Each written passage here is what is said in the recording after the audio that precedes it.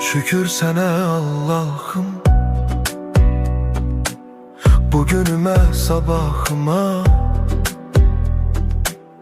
Ürəyimdə bir ümid var, sen baxırsan halımıza. Şükür sana Allah'ım,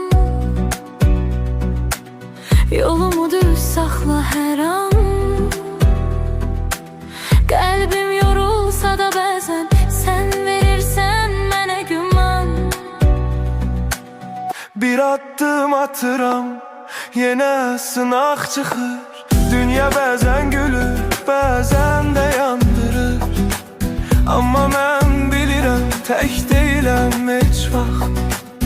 Sənin adın var içimdə, mənə yetər bu haqq. Evimə bərəkət, canıma səhət, qəlbimə təmizlik, dilimə məhəbbət. Hər kəs öz payını halal qazansın, Allahın nuru ilə qaranlıq dağılsın. Ya Rabbim gəncə güc ver, yaşlıya səbr ver. Qəmli olan ürəklərə biraz rahatlıq ver. Kim yorulub, kim ağlayıb, kim tək qalıbsa, sən çatdı köməyini, gecikmə Allah'ım.